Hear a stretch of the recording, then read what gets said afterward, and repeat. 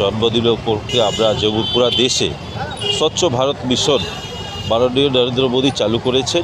এটা ভালো উদ্যোগ। মহাত্মা গান্ধীর আদর্শকে পাথেয় করে গান্ধী জয়ন্তী উপলক্ষে গোটা দেশ জুড়ে স্বচ্ছতা দিবস পালন করে চলছে ভারতীয় জনতা পার্টি। আজ ২রা অক্টোবর জাতির জনক মহাত্মা গান্ধীর জন্মদিনের দিনও স্বচ্ছতা দিবস পালন করল গোটা দেশের পাশাপাশি শিলিগুড়ি সাংগঠনিক জেলা বিজেপি। আজ শিলিগুড়ির প্রধান ডাকঘরের সামনে মহাত্মা গান্ধীর প্রতিকৃতিতে মাল্যদান এবং পুষ্পার্ঘ্য অর্পণ করে তার প্রতি শ্রদ্ধা জানান বিজেপির নেতা নেত্রী এবং কর্মীবৃন্দরা।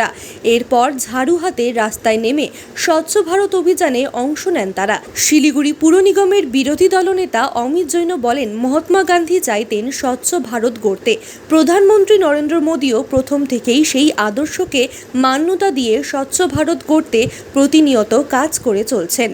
যেহেতু আজকে আমাদের দেশের রাষ্ট্রপিতা মহাত্মা গান্ধীর জন্মদিন উপলক্ষে আমরা যেমন পুরা দেশে স্বচ্ছ ভারত মিশন মাননীয় নরেন্দ্র মোদী চালু করেছেন।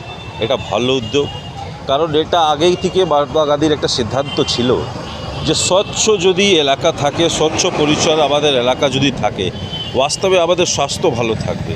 এই পরিকল্পনা নিয়ে মাননীয় প্রধানমন্ত্রী আগে থেকে যেদিন থেকে 2014 থেকে আসলেন, প্রথম যে কাজ করলেন যে দেশকে স্বচ্ছ রাখতে হবে।